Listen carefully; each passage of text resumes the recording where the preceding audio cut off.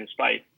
Quiero que esta conferencia no sea pues como una conferencia magistral, sino que la hagamos interactiva. Entonces, cada cierto tiempo vamos a ir parando para ir despejando algunas dudas, ¿no? Esta charla es patrocinada por BD.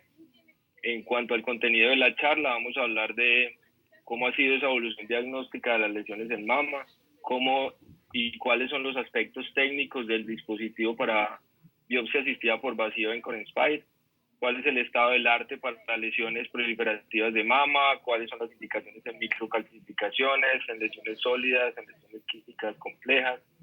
Con todo esto y con toda esta literatura, luego vamos a sacar indicaciones y contraindicaciones de vacío en mama. Y finalmente, cuál es el futuro para cáncer de mama y un estudio de análisis de costos que se realizó en Estados Unidos y aquí en Colombia. Entonces, como ustedes saben, ha habido una evolución diagnóstica importante para ese diagnóstico de cáncer de mama. Inicialmente se hacían biopsias abiertas o se obtenían los diagnósticos histológicos de los resultados de las piezas quirúrgicas. Posteriormente pues se instauró la utilización del BACAF, posteriormente y hasta la actualidad aguja Trucut y procedimientos más novedosos como la biopsia asistida por vacío. Entonces voy a comentarles un poco cómo ha sido la historia de todo esto. En el 60, en el Instituto Karolinska se popularizó el BACAF para estudios de tiroides. Hasta 1980 se comenzaron los estudios de BACAF para el diagnóstico percutáneo de cáncer de mama. En ese entonces pues se reportaban sensibilidad de 65 y 80% en la serie de Lietzke, especificidad de 72%. Si bien es cierto, no era muy buena para ese momento, era bastante satisfactoria. Y con el problema de que tienen tasas no diagnósticas en el BACAF hasta de un 40% y que no permite un diagnóstico histológico preciso y tampoco la realización de histoquímica. A principios de los 90, en el National Breast Screen Australia Program, se popularizó el uso de Trucut para lesiones en mama. Entonces, estas lesiones se pueden diagnosticar con una histología precisa, con una inmunistoquímica que nos permite aclarar cuál es el fenotipo molecular.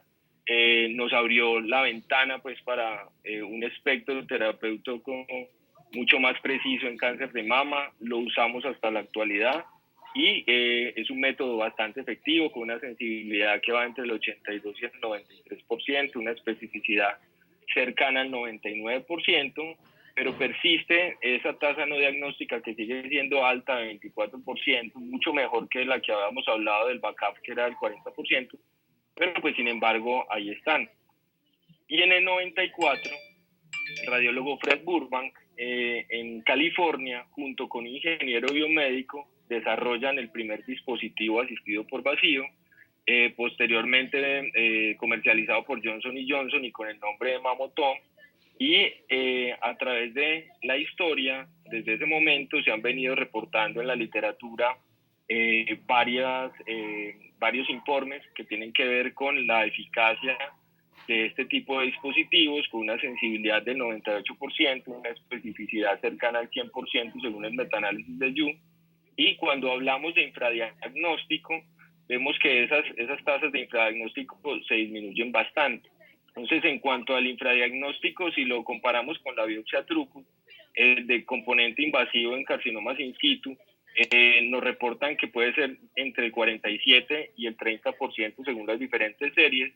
Y si vamos a ver el infradiagnóstico en dispositivos asistidos por vacío, son entre el 16 y el 18% según la serie de Brennan. Entonces vemos que se ha mejorado esa tasa de detección en cuanto a componente invasivo.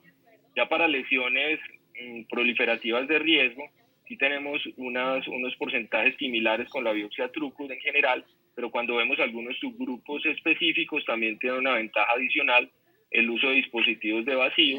En el caso de lesiones papilares, los infradiagnósticos son del 11% para la biopsia Trucut y se reportan hasta el 0% en asistida por vacío. En neoplasias lobulillares, 40% para Trucut y 23% para BACAF, según la serie de Londero.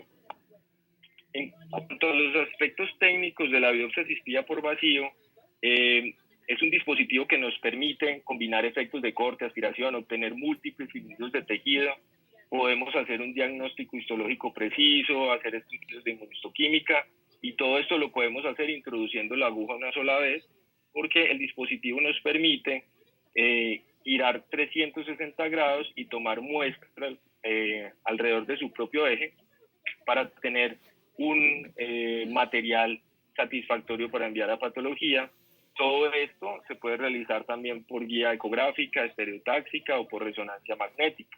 Aquí tenemos el dispositivo Encore Inspire. Es un dispositivo muy moderno, muy estético, con una pantalla touchscreen muy intuitiva que nos permite seleccionar unas funciones especializadas que les contaré más adelante, con una pieza de mano muy liviana y fácil de manejar, que lo hace ser en tecnología superior a los otros dispositivos que están en el mercado. En cuanto al tamaño de muestra, también se ha demostrado que el dispositivo Encore ha sido, digamos, toma muestras más grandes que los otros dispositivos de la competencia. Aquí tenemos comparaciones con el dispositivo ATEC, 40% más grandes cuando se comparan agujas entre 10 y 9 Gauss. Cuando se comparan agujas de 12 Gauss, 60% más grandes. Cuando comparamos Mamotom con agujas 7 Gauss, que es la más gruesa que tiene el dispositivo, versus Mamotom 8 Gauss, también son 35% más grandes. Y cuando comparamos otras de 10 y 11 Gauss en Mamotom, 150% más grandes. Miremos que a pesar de que en esta comparación entre dos agujas de 10 Gauss y 11 Gauss de Encore y Mamotom, a pesar de que la aguja de Encore es un poco más pequeña, el 4.2 versus 4.5 milímetros, nos permite obtener más gramos de tejido si lo comparamos con el otro dispositivo. Otra ventaja que tiene la aguja es que tiene esta punta tricóncava que permite que esa aguja se desplace de una manera fácil dentro del tejido, dentro de la glándula mamaria. Nos permite, si queremos, no hacer la incisión en piel. Sin embargo, en mi experiencia personal siempre le hacemos una pequeña incisión para que la aguja entre con mayor facilidad y tengamos que hacer menos fuerza para avanzarla, y esto nos permite pues llegar a la lesión más fácilmente. Obviamente tenemos que tener mucho cuidado porque con el filo hay que controlar muy bien la fuerza que se ejerce y no tener complicaciones tan graves como un neumotórax, ¿no? Y como vemos, muchas unidades de mama reconocidas en el mundo recomiendan este dispositivo para toma de biopsia. Aparte, otra cosa importante que tiene el dispositivo de Encore es la adaptabilidad en la mama, que tiene una función para que nos permite recortar el tamaño de la ventana de corte. Si lo ponemos en la modalidad de HAL, podemos cortar lesiones más pequeñas, controlando la resección de cilindros más pequeños si es que queremos proteger alguna zona como el complejo areola-pezón o alguna lesión que sea muy pequeña y no necesitemos sacar cilindros tan grandes. Eso lo podemos manipular desde la pantalla del dispositivo. También nos permite en esa pantalla evaluar cuáles son los cuadrantes en los que yo quiero trabajar. No siempre tiene que ser en 360 grados. Yo selecciono realmente hacia dónde quiero trabajar según el posicionamiento de mi aguja, y también nos permite en la misma pantalla evaluar cuáles son las características del tejido o de la lesión que queremos evaluar. Si es tejido denso o si es tejido normal, el dispositivo modifica la función de vacío y corte para llegar a estas lesiones que son más densas. Aquí tenemos entonces el esquema de la pieza de mano. Es muy fácil de manejar. En la pieza de mano tenemos la posibilidad de realizar toma de muestras aquí en el botón de sample, y también podemos hacer vacío desde la mano. En el caso mío y en el de otros colegas que cogen el transductor con la izquierda y en la derecha esta pieza de mano, eso nos permite accionarla desde la mano, pero los que lo hacen con su mano no dominante y se les dificulte el accionamiento de estas funciones desde la pieza de mano, pueden hacerlo también por un pedal.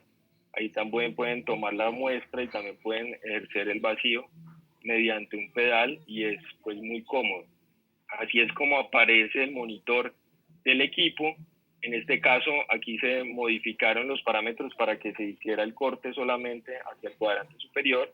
Cuando lo tenemos en esta forma, solamente me corta en este sentido, y esto es útil cuando entramos en una lesión por debajo y queremos hacer un corte simplemente hacia los cuadrantes superiores. Aquí en Sample se seleccionó la muestra full y un tejido mamario normal.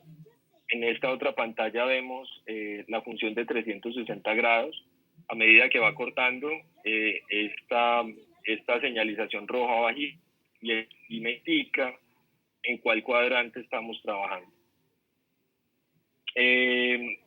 Nos permite en cualquier momento parar y remodificar esos parámetros, y es una ventaja también que tenemos.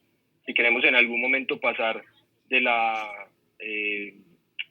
la apertura full a la apertura media, podemos hacerlo. Si queremos cambiar de tejido normal a denso también, y si queremos seleccionar otros cuadrantes también lo podemos hacer en cualquier momento. Todas estas muestras van a ser depositadas en una canastilla de reservorio que está ubicada en la parte posterior de la pieza de mano, y posteriormente, cuando se ha acabado la recolección de la muestra, uno la retira y pues extrae el material para ser enviado a patología. También tiene la posibilidad de administrar anestesia tumescente por la pieza de mano. Aquí tenemos entonces la función anestérica. La seleccionamos y por ahí podemos también administrar anestesia si es que el paciente está presentando dolor en medio del procedimiento, y esto es una gran ventaja que nos ofrece este equipo. Y también al final nos permite, en la función de marker, colocar el marcador de titanio, que se puede también pasar a través de la biopsia, a través del dispositivo de biopsia, pero esto requiere pues una ayuda adicional. En mi caso yo lo hago con un clip convencional, y sin embargo cuando tengo ayuda puedo hacerlo por el mismo dispositivo. Hasta ahí tendremos alguna pregunta como de esta parte técnica del equipo para continuar. Momento quedan abiertos los micrófonos para que directamente hagan la pregunta al especialista. Gracias. Vamos bien, doctor. Muchas gracias. Bueno, perfecto. Bueno, en cuanto a la parte técnica, recordemos pues que la lesión siempre debemos ubicarla en el centro del monitor, fijarla con el transductor. El posicionamiento de la aguja es muy importante, no meter la aguja en sentido vertical por el riesgo de neumotórax y el riesgo de lesionar el paquete vasculonervioso intercostal. Debemos hacerlo pues de manera horizontal en el tejido para evitar estos riesgos, siempre verificando que el control de la punta y siempre bajo guía ecográfica, nunca trabajar a ciegas, es muy importante. Y recordemos que a diferencia de la biopsia Trucut, este tipo de dispositivos no funcionan en el corte en la punta, sino que esa lesión la tenemos que sobrepasar entre 5 y 10 milímetros, porque la acción se ejerce en sentido lateral. Entonces, si vemos este esquema, aquí es como tendríamos la localización en una biopsia Trucut, pero si vamos a hacer una biopsia asistida por vacío, tenemos que sobrepasar la lesión, porque el trabajo se hace en la parte lateral de la aguja. Aquí tengo un video explicándoles cómo es el procedimiento. Aquí ya habíamos colocado anestesia local, habíamos hecho una incisión en la piel. Aquí estamos tratando una lesión quística compleja con un componente sólido de 7 milímetros. Aquí estamos ingresando en el centro de la lesión. Como es un quiste complejo, inmediatamente desaparece el componente líquido, y en este caso lo que hice yo fue accionar el dispositivo para que me hiciera cortes en 360 grados. Es un procedimiento para esta indicación muy sencillo. Prácticamente acomodé la aguja, lo coloqué en 360 grados, accioné el dispositivo y ahí va solo. Como ustedes van viendo aquí en el dispositivo, en el reservorio, en la canastilla, aquí van llegando las muestras, y el líquido que va sobrando va hacia un canister que se encuentra también dentro del equipo, que es donde se van a depositar todos esos residuos de la biopsia, los que no van a patología. Es un procedimiento muy corto. En este caso, este procedimiento duró minuto y medio aproximadamente lo que duró el video, y es una de las mejores indicaciones a mi parecer para este tipo de biopsia. En este esquema les muestro cómo funciona entonces el dispositivo. En este caso nos ubicamos por debajo de la lesión. Ese posicionamiento siempre bajo guía ecográfica, estar muy seguros de dónde está la punta y dónde va a quedar el sitio de trabajo, esa ventana lateral. Posterior a que se hace esa abertura de la ventana, se ejerce el vacío dentro del dispositivo, lo cual hace que esa lesión entre en la ventana de corte. Una vez esté la lesión dentro de la ventana de corte, se pasa la cuchilla. Esto pasa de manera automática y muy rápido, pues prácticamente no se da cuenta de todos estos momentos. Luego, cuando se cierra la ventana por acción del vacío, pues el cilindro de tejido que se ha tomado en la biopsia se dirige hacia el reservorio que está en la parte posterior. Y finalmente acá ponen el esquema de la posibilidad que nos da el equipo de dejar un clip de marcación aquí tumoral. Aquí en este video les muestro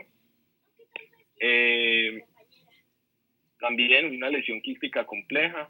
En este caso, la aguja está por debajo de la lesión.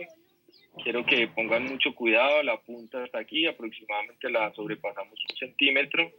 Y acá empezamos a accionar solamente hasta los cuadrantes superiores, porque la aguja está hacia la parte inferior de esta lesión. Y acá vemos cómo se da la apertura de la cuchilla y cómo el vacío hace que esa lesión entre dentro de la ventana de corte y nos permita tomar diferentes muestras de tejido.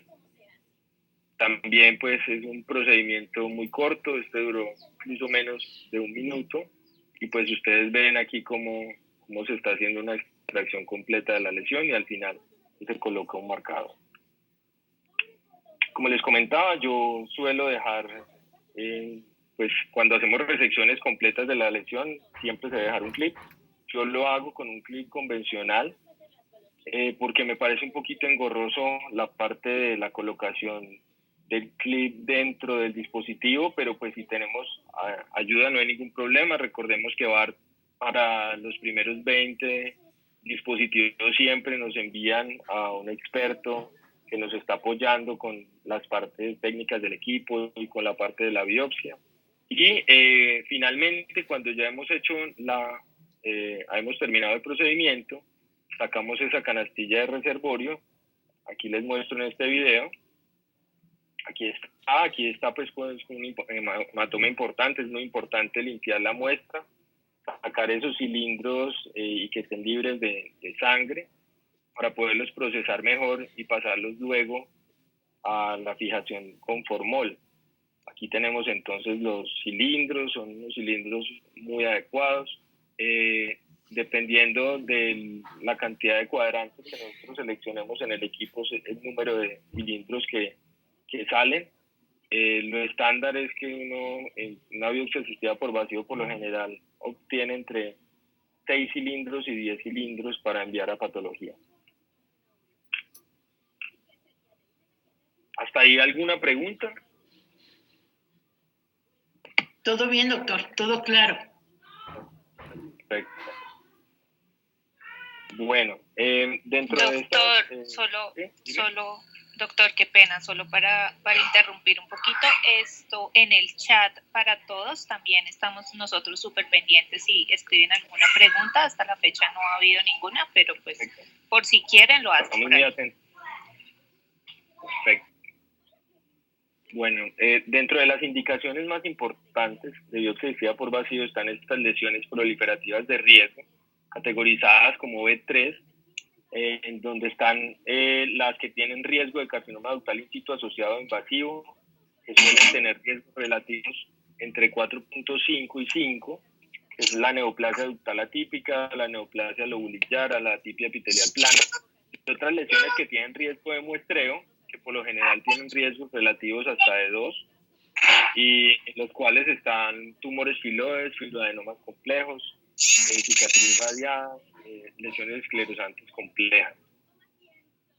Habitualmente esas lesiones con riesgo de muestreo pues requerimos una resección completa de la lesión para que no haya infradiagnóstico, para que no se nos pase por alto un componente infiltrante o in situ. Y lo que hemos hecho habitualmente es una cuadrantectomía guiada por arpón, por lo general, porque son lesiones no palpables. Esto implica anestesia general, una incapacidad laboral que puede ser entre 7 y 10 días.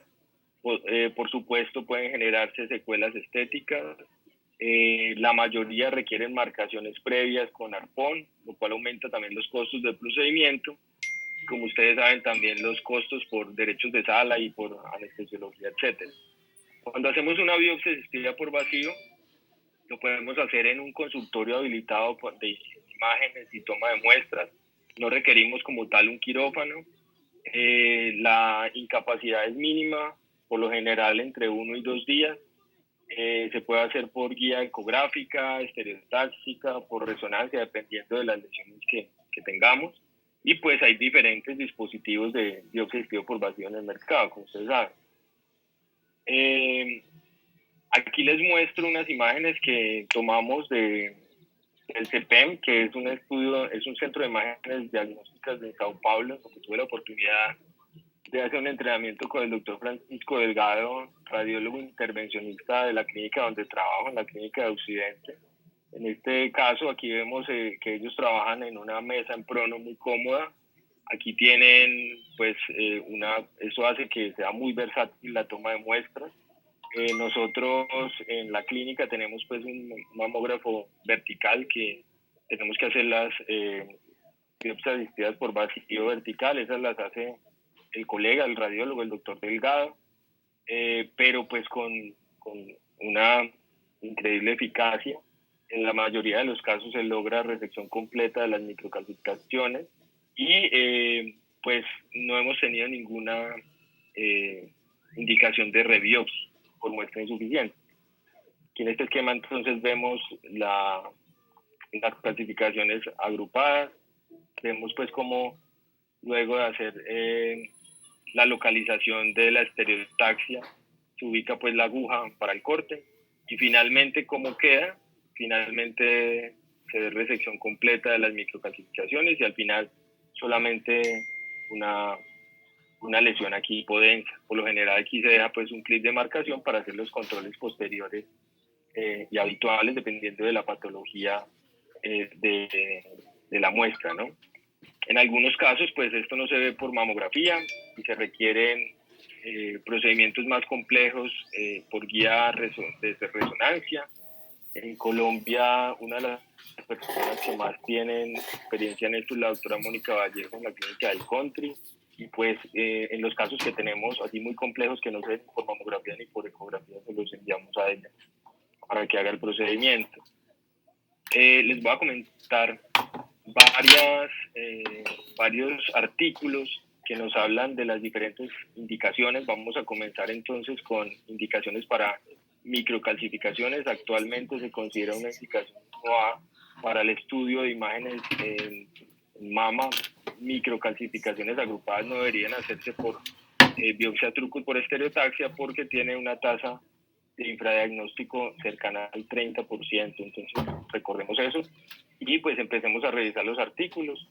Este es un estudio chino, es un estudio prospectivo de 100 pacientes. Ellos utilizaron Mamotom 11 dentro de el tipo de lesiones que encontraron, la mayoría eran calcificaciones agrupadas.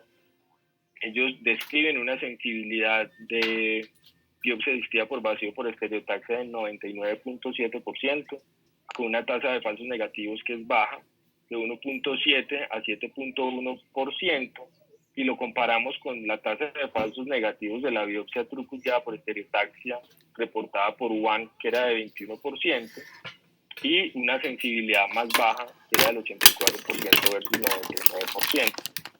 Cuando esas calcificaciones ellos realizaron la resección por ecografía, la sensibilidad bajaba un poco, 94%, y también hicieron una diferencia entre lo que demoraban por estereotaxia, que fueron 77 minutos, y por ecografía, que fueron 22 minutos en promedio.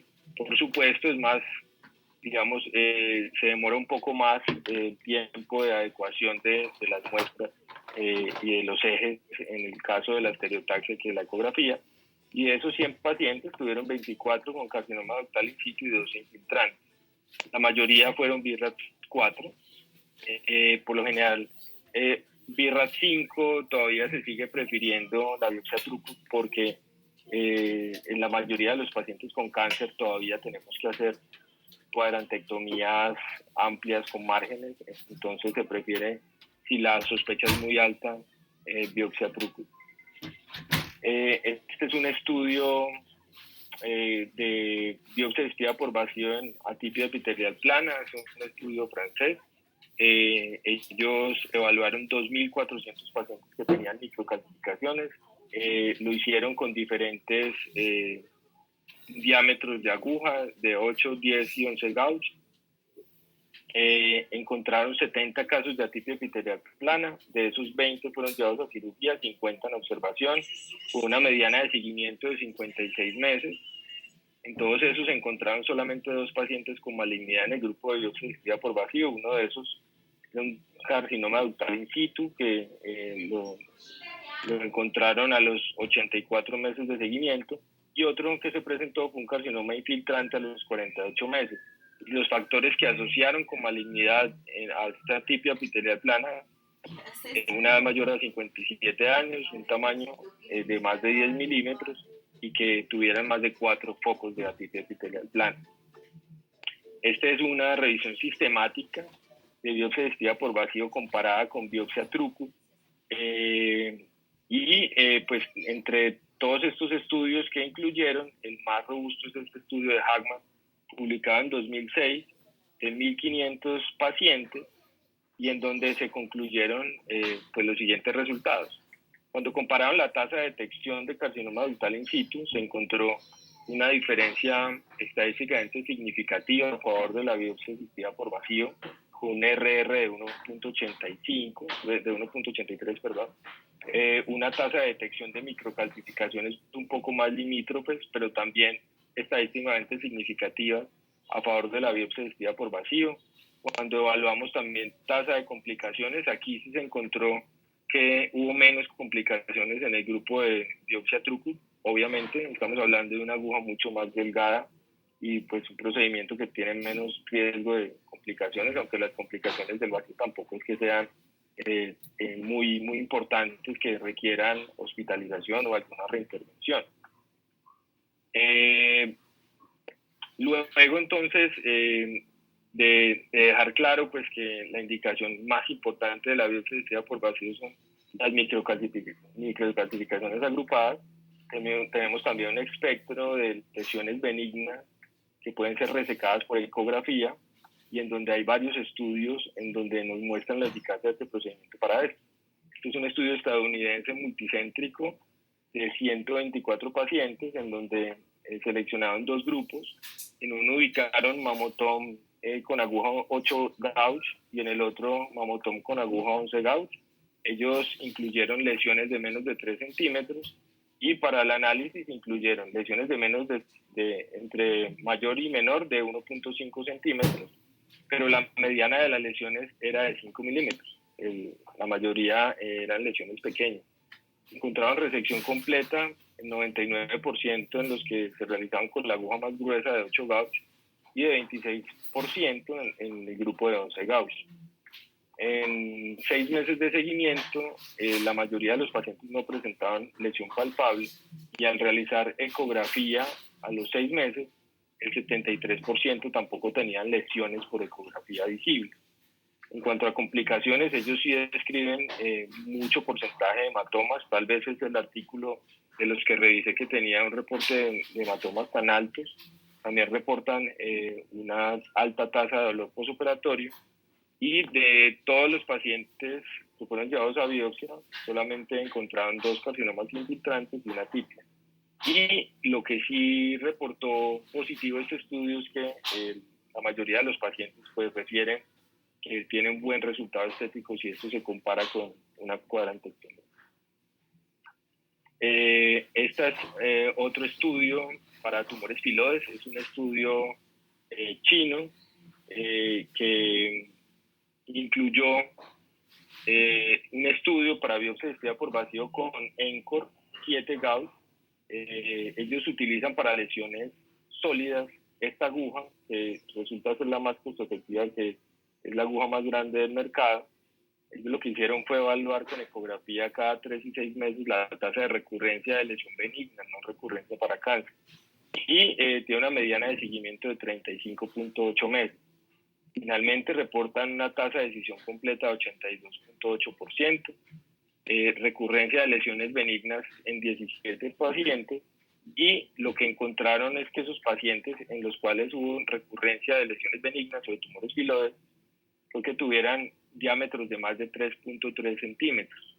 Y así como muchos artículos nos hablan de que las lesiones entre más de 2.5 centímetros no deberían realizarse por este método, porque la probabilidad de resección completa es más baja y la probabilidad de recidiva pues es más alta.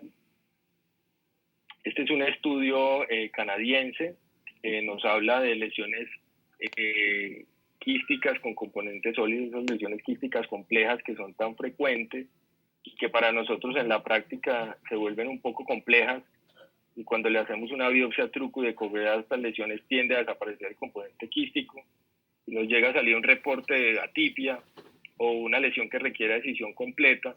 A la hora de realizar la cuadrantectomía guiada por arpón y a la hora de hacer la marcación, muchas veces esa lesión no se encuentra porque el componente quístico no aparece y tenemos que continuar un seguimiento, lo cual genera mucha expectativa para el paciente y para el médico, ¿no? La posibilidad de hacer este tipo de procedimientos en lesiones quísticas complejas es muy buena porque nos permite hacer resección completa de la lesión y dejar un marcador por el caso de que se requiera hacer una ampliación o en el caso de que salga un carcinoma infiltrante, poder hacer una cuadrantectomía y ampliación de margen. Entonces, en este estudio, que fueron diferentes histologías las que encontraron, dentro de ellas papilomas intraductales, las más frecuentes, también cambios fibroquísticos, metaplasia apocrina. Como ustedes saben, esas lesiones quísticas complejas tienen un panorama muy amplio de posibilidades diagnósticas y por eso el riesgo de muestreo que tienen. Ellos, de 300 biopsias asistidas por vacíos que hicieron, ellos hicieron una exclusión de pacientes que tuvieran BRAF5, pacientes que tuvieran diagnóstico de malignidad, pacientes que tuvieran diagnóstico de atipia, y de las lesiones benignas, que eran 150, también excluyeron otras en las cuales no se logró resección completa de la lesión. Finalmente, para el análisis, ellos incluyeron 131 pacientes, a los cuales tenían patología benigna y resección completa, 104 solamente seguimiento, de los cuales ninguno presentó recurrencia de lesiones papilares, y solamente 11 pacientes fueron llevados a cirugía, 9 de ellos no presentó ningún tipo de upgrade y solamente 2 presentaban atipias asociadas.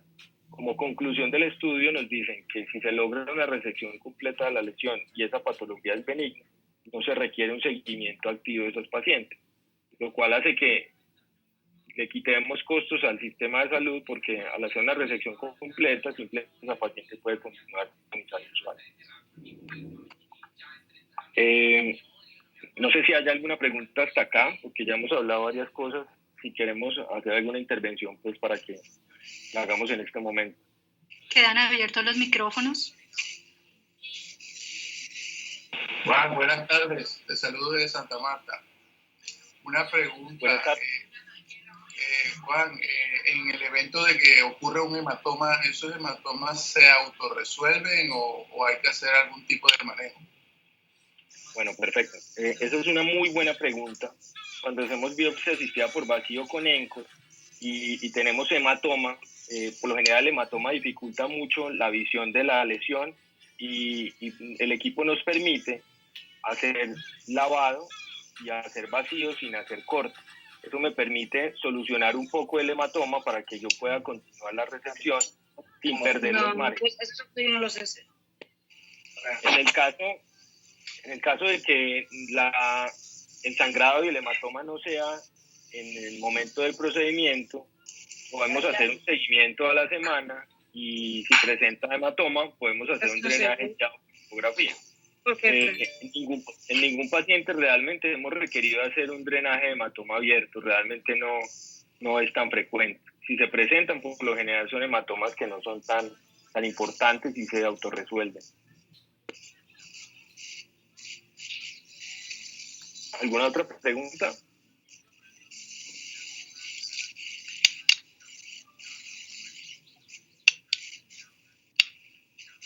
Otra preguntita, ¿cuánto es el costo particular de este procedimiento? Supongo que al final hablamos de eso. Ok, gracias. Al final les comento cuánto están los costos aproximados. Bueno, ¿continuamos o hay alguna otra pregunta? En el chat tal vez.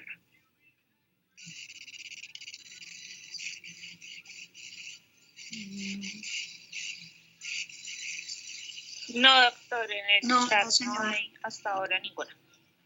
Bueno, perfecto. Entonces continuamos. Sí, doctor, una pregunta. En el estudio que usted presentó anteriormente, donde se logra una resección completa y la patología benigna y no se requiere seguimiento activo, ¿ustedes en Colombia los codifican estas patologías, tienen codificaciones por algún sistema de salud público o privado o cómo es o sea, cómo hacen ese manejo de, si no es cirugía, pero tampoco es un diagnóstico, cómo hacen esta parte del tratamiento con Encore Inspire? Sí. Mira, habitualmente y todas las pacientes que hacemos con biopsia asistida por vacío, nosotros les estamos haciendo por protocolo seguimiento trimestral o semestral, dependiendo del riesgo que tenga la lesión. En este caso, en donde la lesión es completamente benigna y es resecada por completo, nosotros hacemos seguimiento semestral y una vez tengamos estabilidad anual, hacemos tamizaje usual. En Colombia el tamizaje usual es cada 2 años, que realmente es muy amplio. Realmente los grupos y la mayoría de los mastólogos y los radiólogos recomendamos hacer el tamizaje anual. Y sobre todo pacientes que han tenido biopsias previas y sobre todo si han tenido biopsias previas con atípico.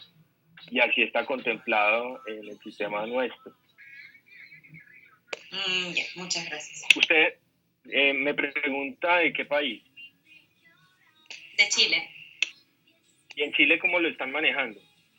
No, aún no tenemos codificación. Bueno, hay varios médicos acá, yo soy especialista de verdad, hay varios médicos de Chile presentes, pero nosotros aún no tenemos codificación en esto para el tratamiento por biopsia del vacío, solo diagnósticos.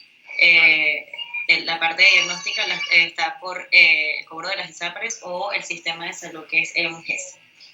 Claro, lo que pasa es que entiendo porque es que recién entra uno con una tecnología en un país, aunque esto, como sabemos, no es para nada nuevo.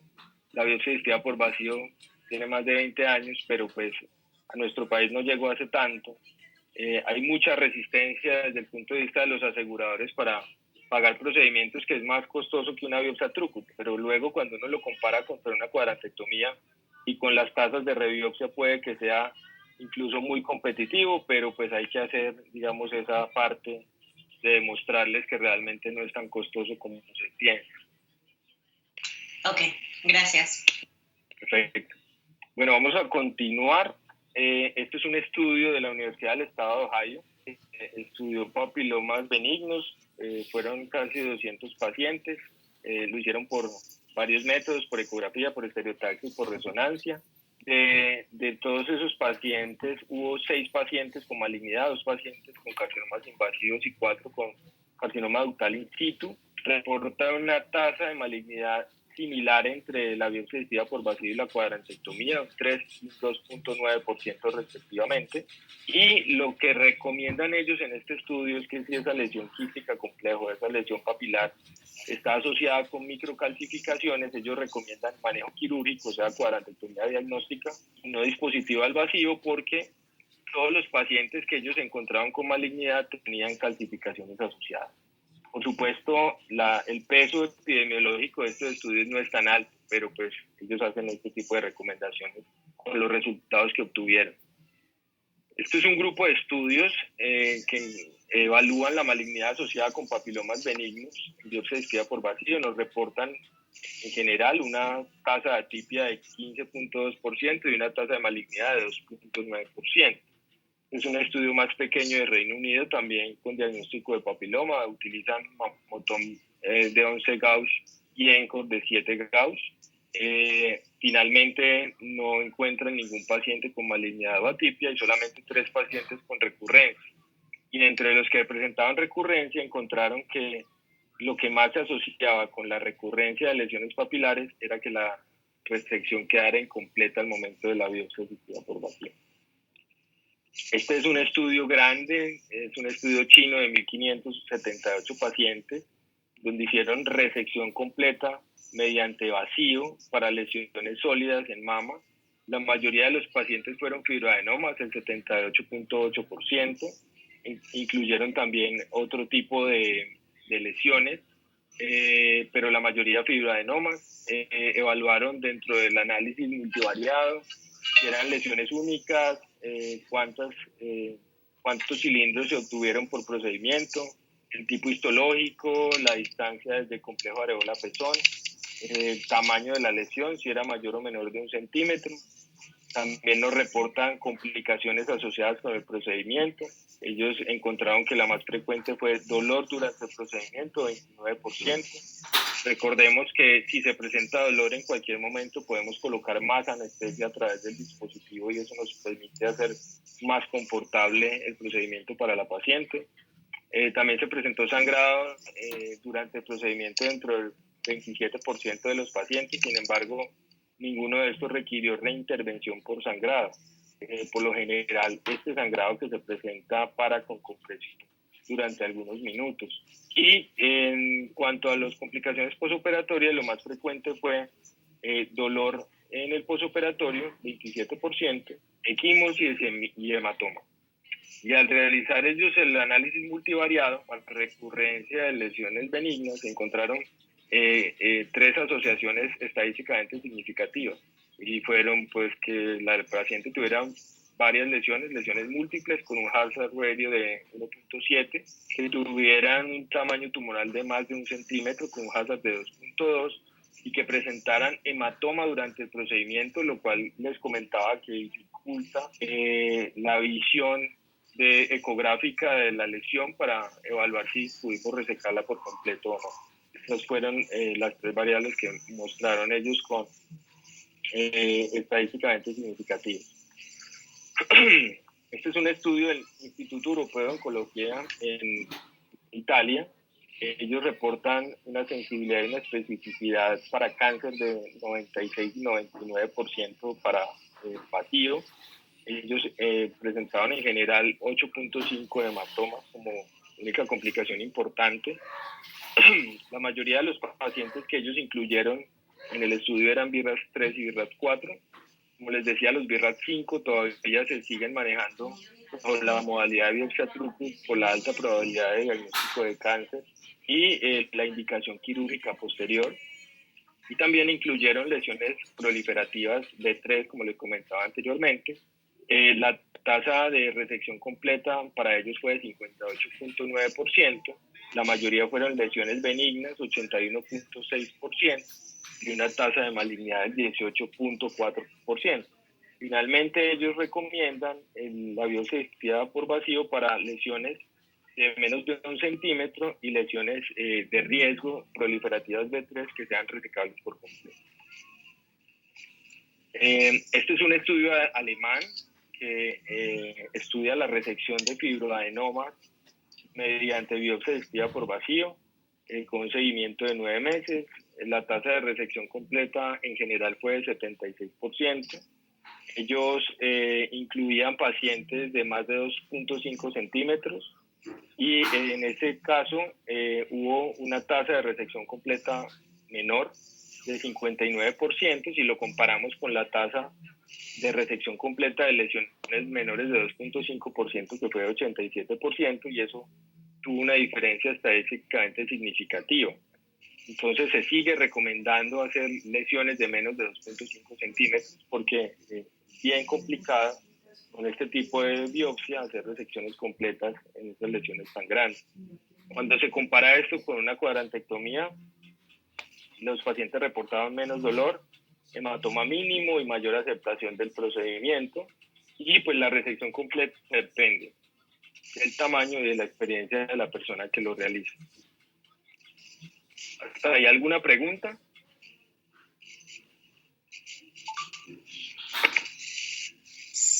Sí, señor, hay unas preguntas por el chat.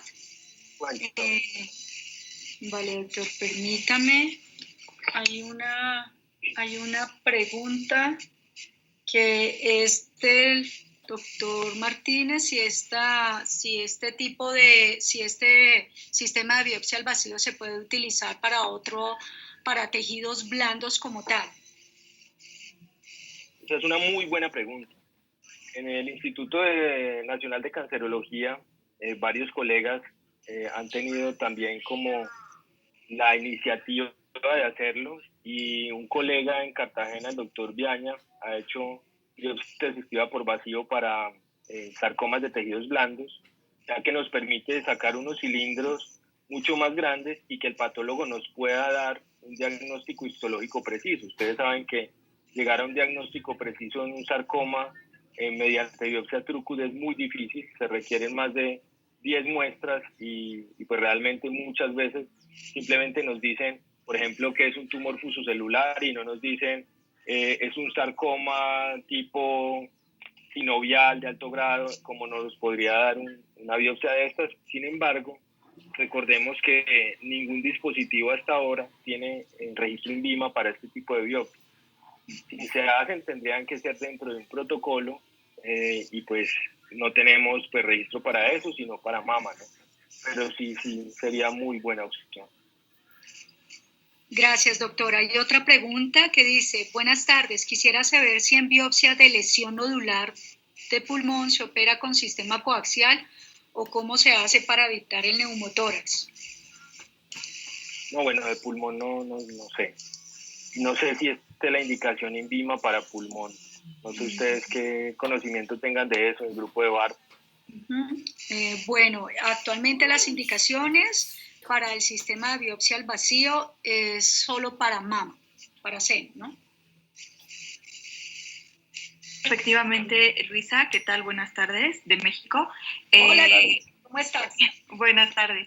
La indicación para la toma de biopsia con ENCOR y hasta ahora con los sistemas de aspiración al vacío que tenemos en el mercado en varios de nuestros países que ya ha mencionado el doctor, siguen siendo exclusivos o tienen testeo para mama nada más.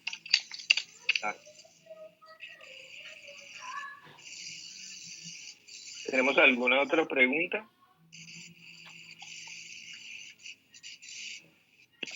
No veo, doctor, no estoy viendo más.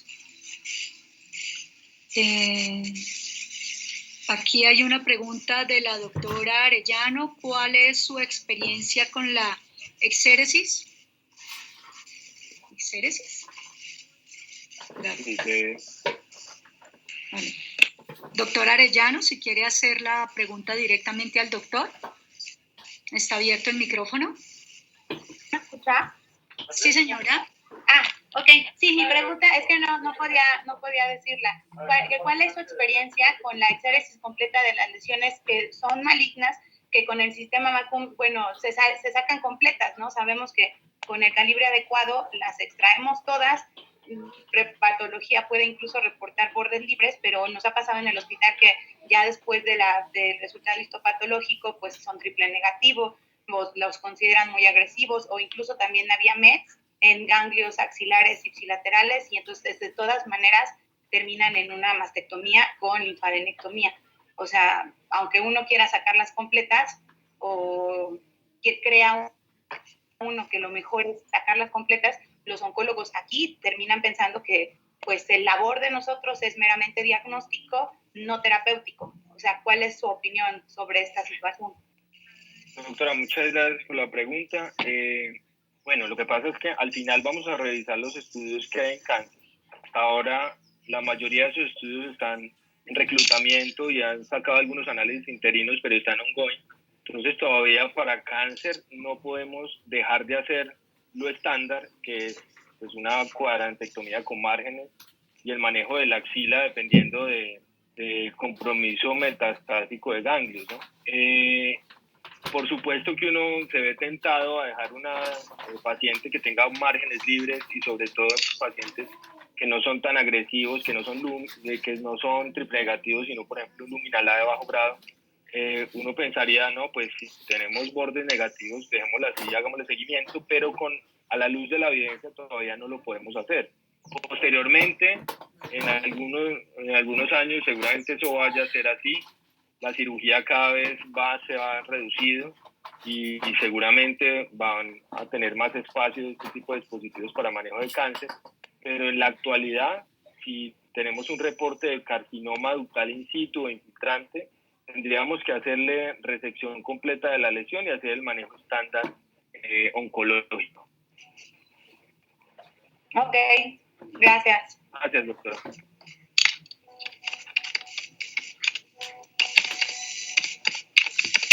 ¿Tenemos alguna otra pregunta?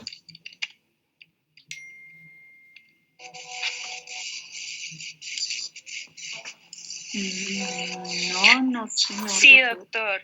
Sí, hay una pregunta de la doctora Luisa, no sé si ella... Lucía Díaz. Lucía Díaz, sí. No sé si quiera... doctora, ¿está ahí? O si no, leo la pregunta. Aquí sí, ¿me se escucha? Sí, te escuchamos perfecto. Saludos desde Costa Rica. Nosotros tenemos aproximadamente 5 meses de estar utilizando el equipo y lo estamos utilizando para lesiones nodulares por ultrasonido con Trucus negativo. En las indicaciones nos habían dicho que máximo 5 centímetros. Sin embargo, vieras que la experiencia que hemos estado teniendo es que las pacientes tienen mucha incomodidad. Tras lesiones más de 3 centímetros, las pacientes por el tiempo les molesta la posición, hay que ponerles muchas veces anestesia. Entonces, quería saber la experiencia. Nosotros la aguja, la primera compra que hicimos, lo máximo que tuvimos fue 10G.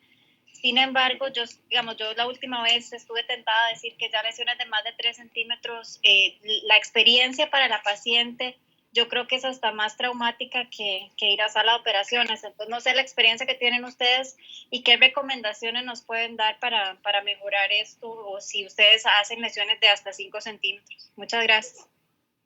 Sí, doctora, tiene toda la razón. También tuvimos esa experiencia al principio. Nos metimos a hacer lesiones grandes de 3, 4 centímetros. Por supuesto, el tiempo del procedimiento se prolonga, también el disconfort para la paciente, requiere colocar anestesia muchas veces y la tasa de decisión completa realmente es mala. Entonces, lo más adecuado es seleccionar pacientes con lesiones sólidas menor de 2.5 centímetros. Ya la lesión es palpable y mide más de eso, realmente la paciente se beneficiaría más de manejo quirúrgico, porque son procedimientos que, digamos que están hechos para que sean sencillos, y si ya se van a tardar más de 1 hora y van a tener pues sangrado, dolor, y no vamos a lograr una resección completa, pues no tienen tanto sentido. Entonces, en la actualidad no incluimos pacientes que tengan más de 2.5, máximo 3 centímetros. Listo, muchísimas gracias. No, a ti muchas gracias. Bueno, entonces continuamos. Aquí les voy a mostrar un metaanálisis que hicieron entre mamotón y biopsia asistida por vacío versus cuadrantectomía diagnóstica para lesiones benignas. Entonces aquí están 1.050 artículos revisados, de los cuales 15 artículos fueron relevantes para una N de 5.256 y encontraron pues estos resultados. En cuanto al tamaño de la incisión, obviamente pues la incisión es más pequeña en el grupo de biopsia asistida por vacío si lo comparamos contra una cuadrantectomía. En cuanto al sangrado intraoperatorio, aquí también lo reportan a favor de la biopsia asistida por vacío. Sin embargo, el control que uno tiene en una cuadrantectomía del sangrado también es bastante bueno. Yo no sé por qué estos resultados pues dieron de esta manera, pero aquí también ellos lo reportan como un hallazgo estadísticamente significativo. En cuanto al tiempo del procedimiento, fue pues muy limítrofe a favor de la biopsia asistida por vacío. Sin embargo, sí fue estadísticamente significativo. En cuanto al hematoma posoperatorio, es igual, no hay diferencias estadísticamente significativas, y cuando evaluaron la infección de la herida quirúrgica se presentó más en el grupo de cuadrantectomía. En cuanto a deformidad mamaria, también pues hubo resultados a favor de la biopsia asistida por vacío y estadísticamente significativa, ¿no? Este es otro estudio que compara 3 dispositivos de biopsia asistida por vacío, compara Mamotom, ENCOR y Bacora. Fueron 983 pacientes, ellos hicieron biopsias excisionales ecoguiadas, ellos incluían BIRATS 3 o BIRATS 4 que ya tuviera una confirmación previa de benignidad, eso es importante. Y vamos a poner a hacer resecciones completas de la lesión, que sean lesiones de bajo riesgo, o que si son BIRATS 4 tengamos una biopsia previa que nos diga que no es una lesión maligna. Y evaluaron 3 endpoints. El primario fue tasa de excisión completa, duración del procedimiento y complicaciones. Aquí están, pues la mayoría fueron BIRATS 3 y los BIRATS 4 confirmados con biopsia previa para benignidad. La mayoría fueron fibroadenomas. Aquí están, digamos, los diferentes dispositivos, el número de pacientes que incluyeron. En cuanto a la medida de la lesión, del tamaño, fueron más grandes los dispositivos en Mamotom y en ENCOR. Aquí, por ejemplo, fueron 2 centímetros versus 1.3 centímetros en Bacora. Y pues hicieron algunos análisis que nos reportan entonces estos resultados.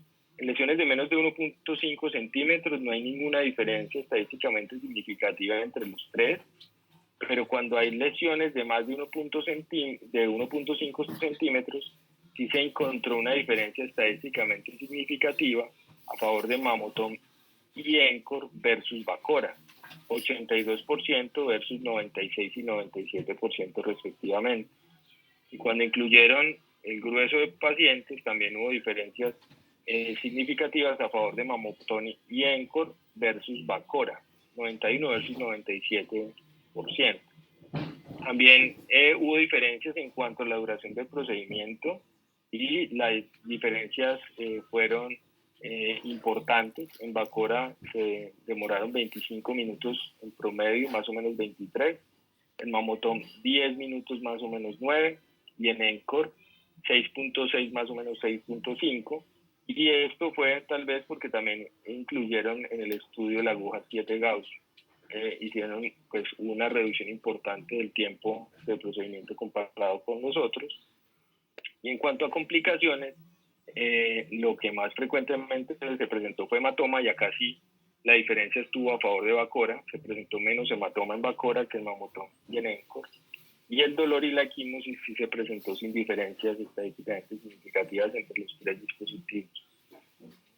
Entonces, con todos estos estudios que les comenté, podemos llegar a algunas indicaciones precisas de biopsia asistida por vacío. Entonces, tenemos la discordancia entre la imagen y el resultado de la biopsia. Sabemos que en pacientes discordantes manejados con biopsia Trucut podemos tener hasta un 23% de malignidad asociada, y esto no es para nada despreciable como para no hacer un procedimiento diagnóstico más preciso. Pacientes que tengan BIRATS 4A podemos tenerlo en cuenta, sabiendo que el valor predictivo negativo de la biopsia asistida por vacío es del 99% según la serie de Casano. En cuanto a microcalcificaciones agrupadas, yo creo que es de elección. Deberíamos hacer siempre biopsia asistida por vacío por vía estereotáxica. Miremos entonces falsos negativos en Trucut del 30% versus 7% en VAP. Y lesiones sólidas entre 5 y 10 milímetros, kits complejos con componentes sólidos que podamos resecar por completo y dejar un clip, pues tenemos una indicación importante ahí. Lesiones que sean muy profundas o muy superficiales, el vacío es más seguro que el Trucut porque tenemos más control de la punta. Lesiones superficiales también, hemos hecho lesiones muy cerca del complejo areolar pezón sin problema, y también lesiones cerca del pectoral, porque el dispositivo nos permite controlar la aguja, lo que no pasa con la biopsia Trucut. Lesiones proliferativas tipo B3, como les decía, también tiene una indicación importante. y si vamos a incluir resecciones de fibroadenoma hasta 2.5 centímetros, porque de ahí en adelante aumenta la tasa de lesiones residuales y complicaciones por el procedimiento. En cuanto a contraindicaciones, tenemos contraindicaciones absolutas, discrasias sanguíneas graves, algunas relativas, sobre todo pacientes con comorbilidades o que tomen anticoagulación, antiagregantes. Son relativas porque muchas veces se pueden modificar o se pueden estabilizar las patologías de los pacientes y llevarlos a los procedimientos sin problema. Por lo general, este tipo de procedimientos es realizado por radiólogos intervencionistas expertos en mama o especializados en mama, pero pues también los mastólogos también tenemos, digamos, competencias para realizarlo si hacemos entrenamientos adicionales en imágenes diagnósticas. Durante los entrenamientos formales de nuestra subespecialidad, que en Colombia pues dura 2 años, tenemos rotaciones obligatorias por imágenes y por intervencionismo, y aparte los que también hacemos biopsias ecoguiadas, pues tenemos entrenamientos adicionales y se requieren mínimo 120 biopsias Throughput año, aunque deberían ser más, pero esto es lo mínimo para considerarse un experto en el tipo de biopsia Throughput. Antes de hacer este tipo de procedimientos deberían hacer entrenamientos en Phantoms de mama, hacer cursos presenciales o asistir a unidades que tengan más experiencia, nacionales e internacionales, porque esa curva de otros centros acorta nuestra propia curva. Y siempre es muy importante manejo interdisciplinario con radiología intervencionista.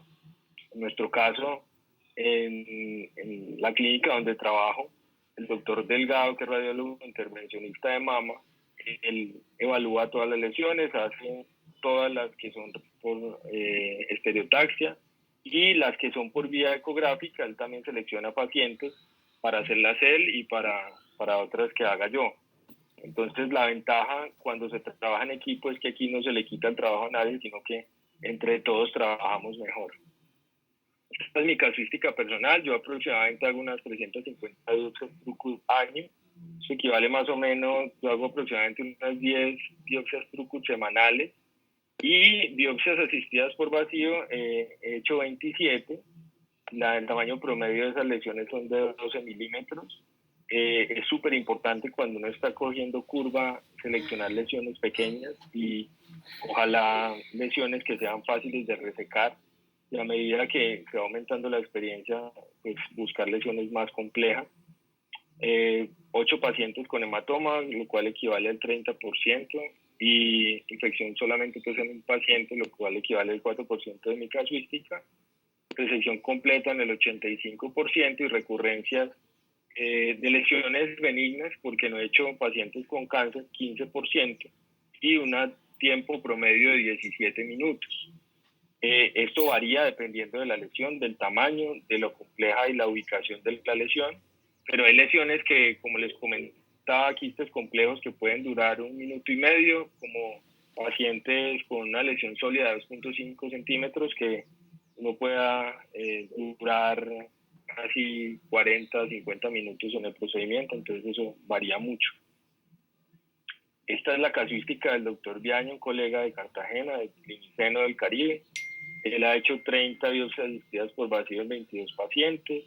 Él sí ha tenido algunos pacientes con cáncer, pero pues los pacientes que tienen cáncer los lleva a la respectiva ampliación y al manejo oncológico pertinente.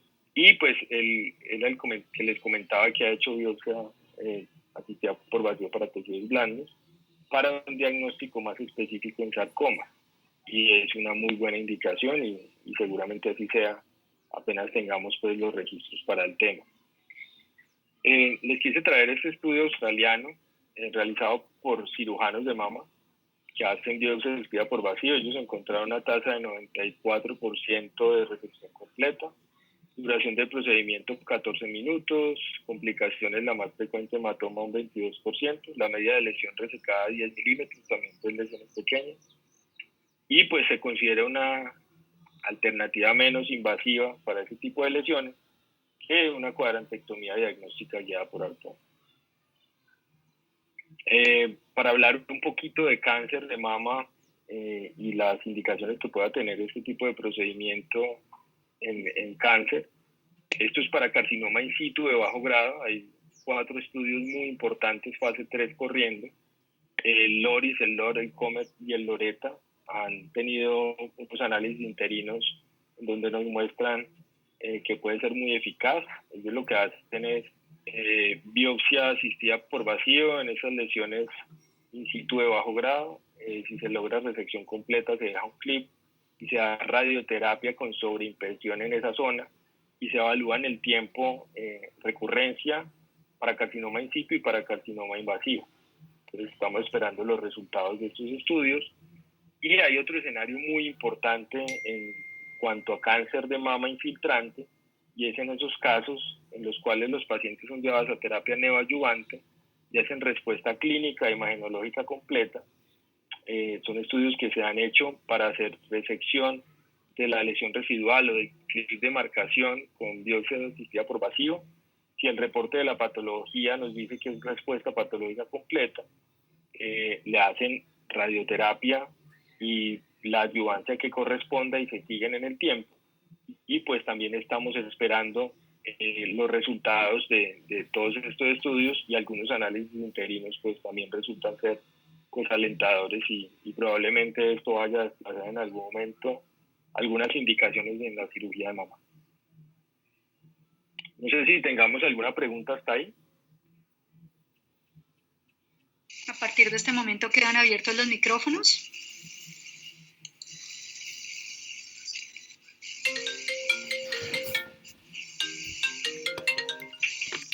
Boa noite. Está me ouvindo? Hay una pregunta, doctor. Dice, en cuanto a costos, la biopsia asistida versus la biopsia excisional con arpón. Ya vamos para allá. Ya les muestro. ¿Alguna otra? Ya estoy aquí revisando el chat. Permítame un momento. Dice, hola, ¿puede decir bibliografía que demuestre que el lavado de la muestra no pierde microcalcificaciones? ¿Que en el lavado de la muestra no se pierden microcalcificaciones? Sí se pueden perder. Lo habitual en estereotaxia es que no se realice el lavado, sino que siempre se esté haciendo corte y muestra.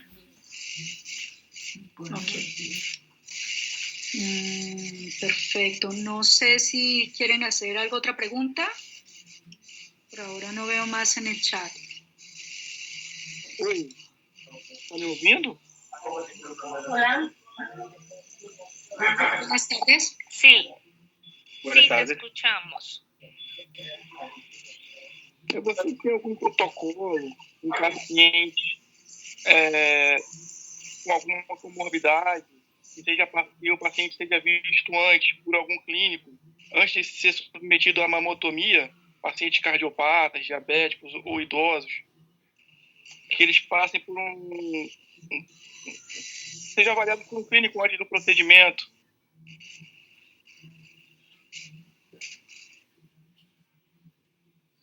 Doctor, ¿alcanzó a entender Bueno, un no sé poco si alguien el nos ayuda ahí con la portuñol? traducción. O alguien del equipo de Brasil nos pudiera ayudar.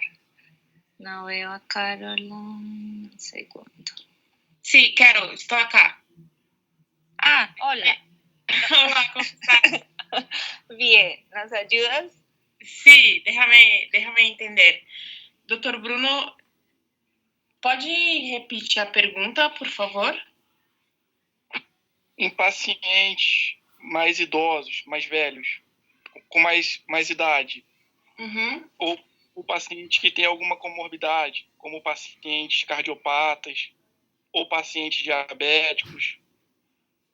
Enfim, esses pacientes necessitam, antes da mamotomia, serem avaliados por um médico clínico para autorizar o procedimento, ou eu posso fazer a mamotomia nesses pacientes com segurança?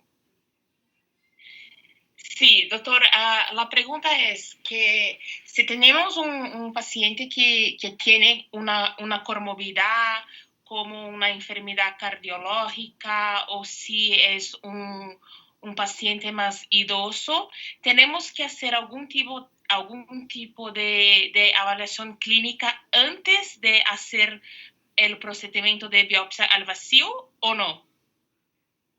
Bueno, sí, depende de las comorbilidades, ¿no? Dependiendo también de va a ser la ubicación del paciente. Si, por ejemplo, el paciente tiene una comorbilidad respiratoria y se fuera a hacer una biopsia por estereotaxia en una mesa en prono, pues puede tener alguna contraindicación. Pacientes también muy obesos, pacientes con, como hablábamos, discrasias sanguíneas, anticoagulación. Este tipo de pacientes que tengan comorbilidades o que tengan tantos años y eso, sí, lo más indicado es que tenga una valoración previa por su médico tratante, por su internista, que tenga todas las patologías de base manejadas, porque sí, por supuesto, se aumenta riesgo de sangrado, riesgo de complicaciones respiratorias, sobre todo en los casos que requieran biopsias por estereotaxia y que sean complejas y el paciente tenga que estar en la misma posición durante mucho tiempo, pues sí valdría la pena hacer una valoración previa de ese tipo de pacientes. Sí, perfecto. Déjame chequear con el Dr. Bruno. Dr. Bruno, ¿está ok? Ok, obrigado. Sí, gracias, Obrigado. doutor. Gracias, Quero. Uma Bueno, pergunta. Sí. Eu gostaria de saber, sou Adilson do Paraná, Brasil. A agulha 7 gauges ou 10 gauges, ou mais fina, você opta dependendo do tamanho do nódulo? Sí, si queremos, creo que si entendí, me pregunta si 7 o 10 Gauss, dependiendo de la lesión. ¿Para la axila? Não, para a mama. Ah, para mama. Para el nódulo Bueno, de la... para lesiones sólidas, siempre debería hacerse con la aguja más grande disponible, 7 Gauss. ¿Sí? Si vamos a hacer una resección de una lesión quística compleja, con una aguja 10 Gauss iría muy bien. Pero ahorita les voy a mostrar un estudio de costo-efectividad y la aguja que resultó ser más costo-efectiva fue la aguja 7 Gauss, porque por ser más grande nos permite tener mejores tiempos de procedimiento y pues eso hace que sea más costo-efectivo el procedimiento con 7 Gauss que con 10. No sé si le respondí bien. Sim, respondeu. Posso continuar a pergunta? Saber se a agulha de 7 gauges aumenta muito o risco de complicações tipo hematoma? ¿Portugués?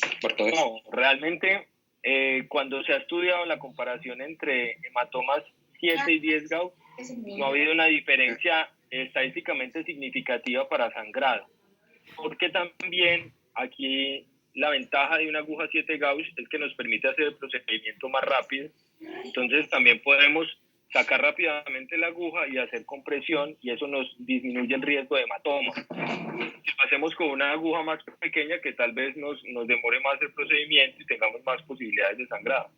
Entonces uno pensaría que por el diámetro tiene más riesgo de sangrado una 7 Gauss, pero realmente no se ha demostrado que haya diferencia.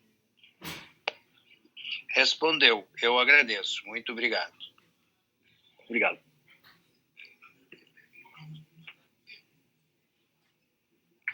Bueno, voy a comentarles aquí un estudio, un análisis de costo que hicieron en la Sociedad Americana de Cirujanos de Mama. Ellos hicieron un modelo matemático lineal en donde incluían un diagnóstico por cáncer y en ese diagnóstico incluían costos del procedimiento, costos por rebiopsia y cualquier procedimiento quirúrgico adicional entre una biopsia Trucut convencional con una aguja 14 Gauss y biopsias asistidas por vacío en diferentes presentaciones de dispositivos y agujas. Nos muestran que el costo promedio en Estados Unidos de una biopsia con agujas de $731 versus $2.387 que cuesta un procedimiento quirúrgico. Ellos en total evaluaron 31.451 pacientes que estaban incluidos en su base de datos, hicieron esta microsimulación. Entonces, si ustedes ven aquí en negro, aparece la comparación con la biopsia Trucu de estándar de 14 Gauss. Todos los dispositivos que se encuentran en amarillo son dispositivos que resultaron ser por lo menos iguales en costos con este mismo procedimiento. Tengamos en cuenta que se incluyeron también dentro de estos costos por rebiopsia y cuadrantectomías diagnósticas, en casos pues de que esa biopsia Trucu no fuera diagnóstica. Cuando se hizo la comparación de esos costos de la biopsia Trucu, que fueron de $4.346, versus el costo de la biopsia asistida por vacío en Estados Unidos, que fue de $4.052, encontraron diferencias estadísticamente significativas a favor de hacer biopsia asistida por vacío, porque tenía menos tasas de rebiopsia y menos probabilidad de que se requiriera una cuadrantectomía diagnóstica adicional. Todos estos dispositivos que se encuentran aquí en rojo resultaban ser un poco más costosos que la biopsia Trucu. Entonces aquí tenemos, por ejemplo, el ENCOR 10 Gauss, resultó ser un poco más costoso que la biopsia Trucu, pero cuando revisamos todos los dispositivos, el más costo efectivo de todos en el mercado es el ENCOR con aguja 7 Gauss, que nos reportan en Estados Unidos costos de $3.742. Por supuesto que estos costos para América Latina son muchísimo más bajos, y les voy a mostrar un ejercicio que se hizo aquí en Colombia hace aproximadamente 1 año y medio.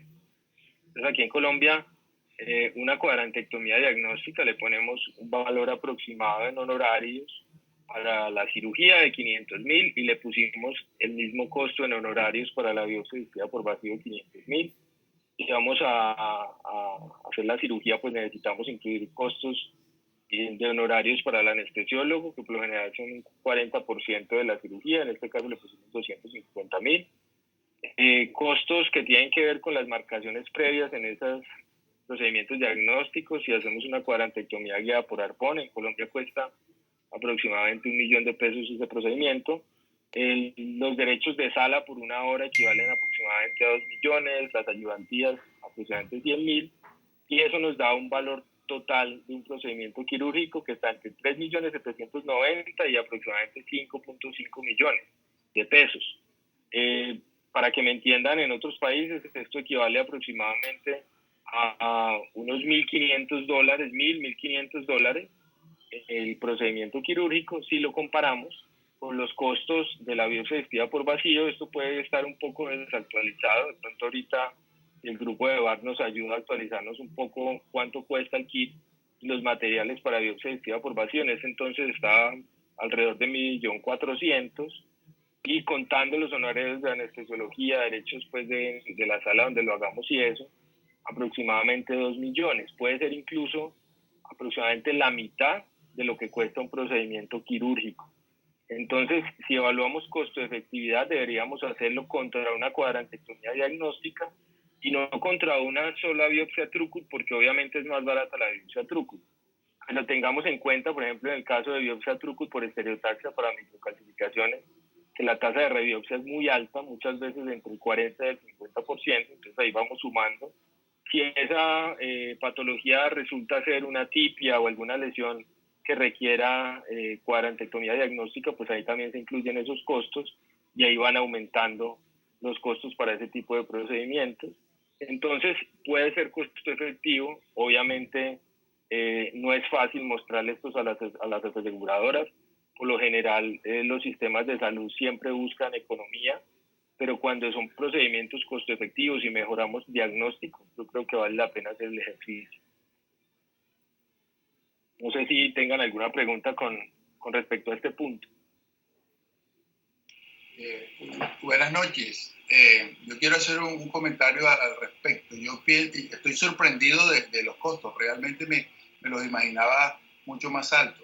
Pero más allá de los costos y de las objeciones que pudieran tener las aseguradoras o que pudieran tener las EPS o las entidades de medicina prepagada yo pienso que esto no es dinero para la tranquilidad casi que inmediata que podría tener una paciente. Recordemos que una de las cosas que más podría estresar a una mujer es una masa en uno de sus senos que no tenga certeza diagnóstica y que eso la va a atormentar. Y reitero, yo pienso que eso no es plata para la tranquilidad que nos da.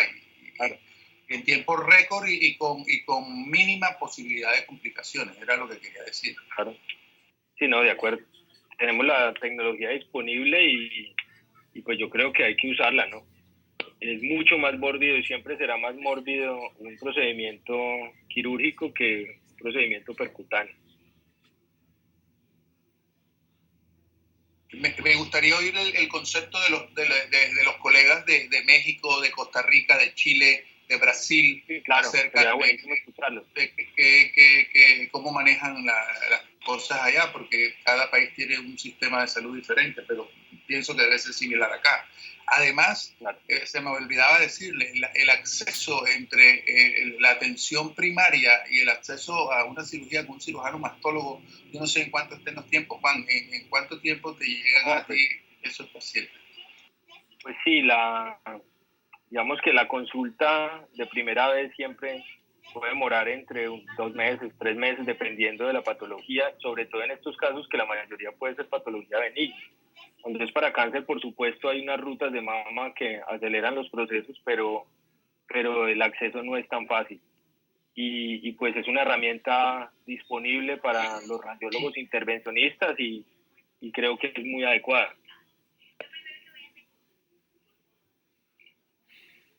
¿Alguien de México que quiera compartir su experiencia? Hola, yo soy médico radiólogo con alta especialidad en mama. En México, el costo de una biopsia por ENCOR son aproximadamente 38,000 pesos y es un ahorro entre lo que es la cirugía y la anestesia y los días de hospitalización, más o menos unos $5,000. Pasados a precios mexicanos son 100,000 pesos, más o menos lo que nos ahorramos cada vez que hacemos una biopsia por ENCOR. No, claro, no, increíble. Muchas gracias.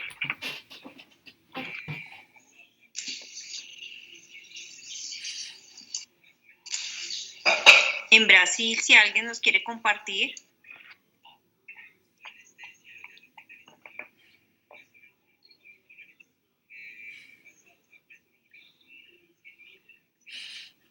En Costa Rica, en Chile, ¿cómo les ha ido? Buenas, mi nombre es Juliana Mejía, ¿cómo les va? Yo soy compañera de Lucía. Lucía y yo trabajamos juntas, pero pertenecemos a la seguridad social del país, que prácticamente acapara pues casi prácticamente todo el país, pero ahorita hagamos en el caso de nosotros, el ENCOR está en el Hospital San Juan de Dios, que es un hospital central, en San José, exactamente en la capital. Disculpa, ¿estás en Costa Rica? ¿Perdón? Sí, Costa Rica, ¿sí? Ajá, sí. Ok, perfecto. Digamos, nosotros lista de espera pues no tenemos, gracias a Dios hemos logrado sacar y vamos bastante al día, ¿verdad? Luz y yo pues nos dividimos el trabajo y la experiencia con nosotros con el ENCOR ha sido pues excelente. Nos hemos quitado la rellamada para las microcalcificaciones con VAC, que eso ha sido una maravilla. Prácticamente ya no queremos usarla, pero a veces los costos son muy altos del equipo y depende del presupuesto si tenemos o no tenemos, pero ahí le vamos dando bastante bien. Pero ahorita creo que privada hay un SUROS, pero ENCOR solo, creo que a nivel de Centroamérica, solo nosotros en la seguridad social, privado creo que no hay. Y para complementar el comentario de Julie, el costo a nivel de la seguridad social de cada kit es de $450 aproximadamente. Habíamos hecho un cálculo con los oncólogos, ¿verdad? Y costo-beneficio, pues sí se le ve el beneficio, a pesar de que el costo sí es significativo. Llevamos aproximadamente 50 procedimientos, no hemos tenido ninguna complicación mayor, la mayoría nada más hematomas, pero en general sí, con las microcalcificaciones ha sido muy significativa la mejoría. de la extracción de microcalcificaciones en el 100% de los casos. Perfecto, buenísimo. Hola, muy buenas tardes. Yo soy Sara Hola. Vázquez, Departamento de Imagen Mamaria en el Instituto Nacional de Nutrición en la Ciudad de México. Primero, muchas gracias por la plática, ha sido muy ilustrativa y sobre todo todo el aporte bibliográfico maravilloso. Muchas gracias. Nuestra experiencia, nosotros tenemos en el instituto tanto Bacora como ENCOR. Utilizamos el Selenia Dimensions para biopsias por estereotaxia y nuestra experiencia ha sido muy buena con ambos equipos. Preferimos ENCOR por la facilidad de tomar múltiples muestras en lugar de sacar y meter el dispositivo múltiples ocasiones. Y además que eso hace mucho más rápido la biopsia. Y en cuanto a los costos, en México es muy diferente la manera en la que se maneja el medio privado a la que es la medicina institucional, que es de parte de salubridad. O sea, los institutos de gobierno es por Secretaría de Salud, ISSSTE o IMSS.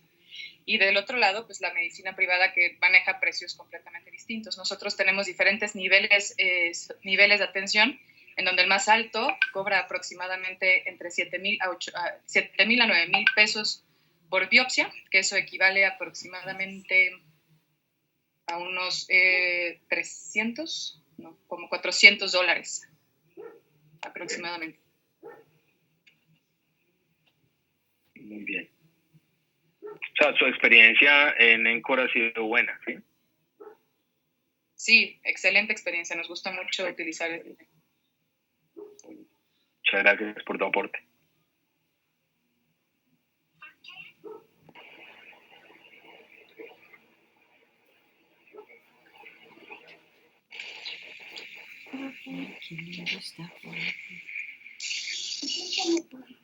Ok, doctor, si quiere continuamos, que no veo más aportes ni más preguntas. Perdón. Adelante, doctor. La colega mexicana que acaba de intervenir, y quisiera preguntarle que si los honorarios en dólares de la que ella habló incluyen los honorarios del patólogo y obviamente de quien realiza el procedimiento. Muchas gracias.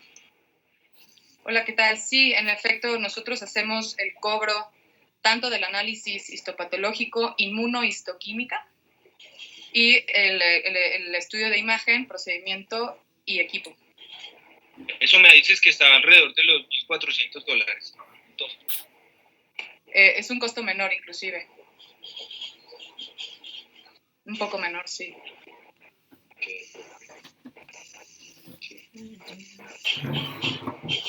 No sé si el equipo de